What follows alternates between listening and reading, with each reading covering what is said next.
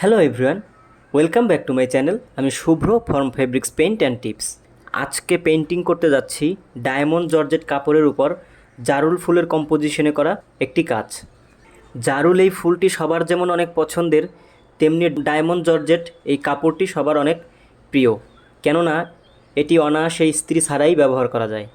তবে diamond georgette কাপড়টি painting করার ক্ষেত্রে কিছু আলাদা নিয়ম রয়েছে, তা নিয়েই থাকছে আমাদের সম্পূর্ণ ভিডিওটি শুরু করার পূর্বে আপনি যদি আমাদের চ্যানেলে নতুন হয়ে থাকেন তাহলে অবশ্যই চ্যানেলটি সাবস্ক্রাইব করে নেবেন এবং পাশে থাকা বেল আইকনটি বাজিয়ে দেবেন। আমি কিছু অংশ আগে থেকে পেইন্টিং করে রেখেছি, বাকি সম্পূর্ণ অংশটি আপনাদেরকে দেখাতে চলছি। আমি এখানে একটি পাতার কাজ করছি। আমি পাতায় নীল ও হলুদ মিশিয়ে এই সবুজ রঙটা তৈরি করে নিয়েছি। ডায়মন্ড জর্জেট কাপড়ে রঙের ক্ষেত্রে সমপরিমাণ ইনকে ও বাইন্ডার মিশিয়ে রঙটি তৈরি করতে হবে এবং পেইন্ট করার সময় প্রয়োজন অনুযায়ী পানি মিশিয়ে নিতে হবে। যেমন আমি এখানে রঙের সাথে সামান্য পানি নিয়েছি, তুলি দিয়ে ঘষে ঘষে আলতোভাবে রঙটা মিশিয়ে দিচ্ছি। আর রঙের সাথে পানি মিলানোর জন্য ফুল পাতা সহ ওভারঅল পেইন্টিংটি অনেক সফট হবে।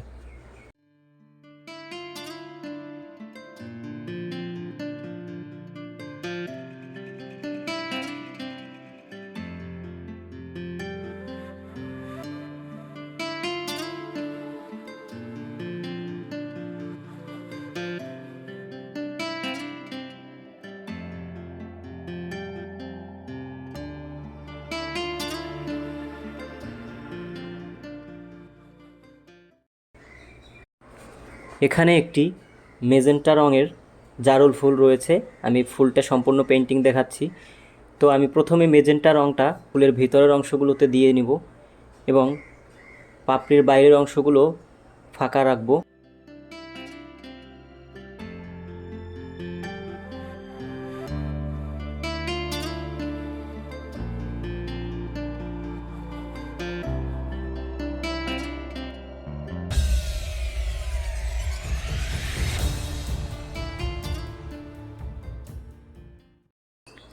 এ পর্যায়ে মেজেন্টা রং দেওয়া হয়ে গেলে এরপরে আমি সাদা রংটা নিয়ে একটু পানি দিয়ে পাতলা করে ফুলের পাপড়ির বাইরের অংশগুলো এভাবে করে দিয়ে দেব।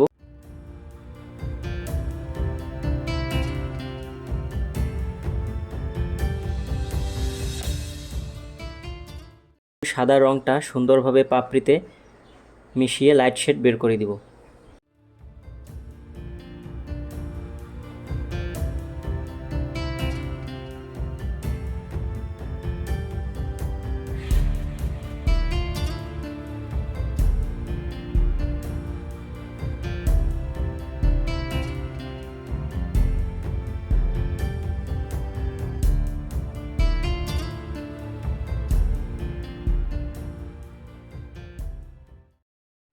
আপনারা যদি এমন হ্যান্ড পেইন্টের প্রোডাক্ট সংগ্রহ করতে চান তাহলে আমাদের পেজে যোগাযোগ করতে পারেন। আমাদের পেজের নাম শুভ্র আর্ট। আমি পেজের লিঙ্কটি ভিডিও ডিসক্রিপশনে দিয়ে রাখবো।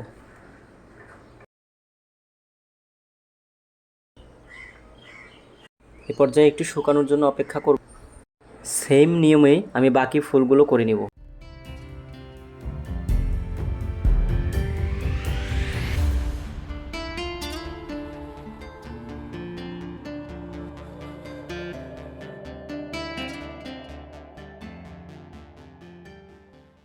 এবং একটু শুকানোর জন্য অপেক্ষা করব। এরপরে ফাইনালি আমরা লাইন দিয়ে ফুলের ডিটেলসগুলো বের করি।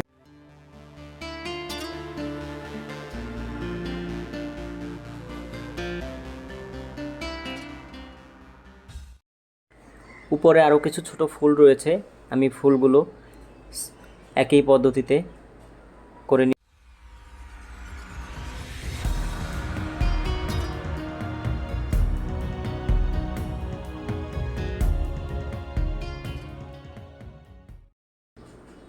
পাশে কিছু পাতা রয়েছে, আমি পাতাগুলো দিয়ে নিচ্ছি।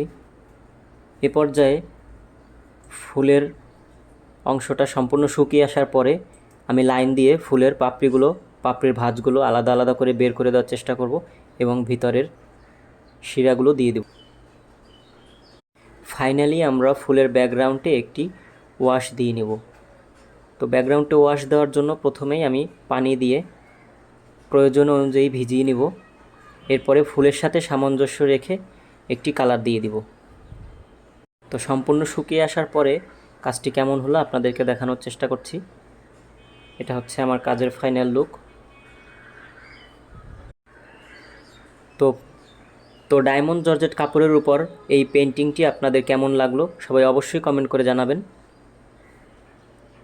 আজকের ভিডিও এ পর্যন্তই। Thanks for watching my video.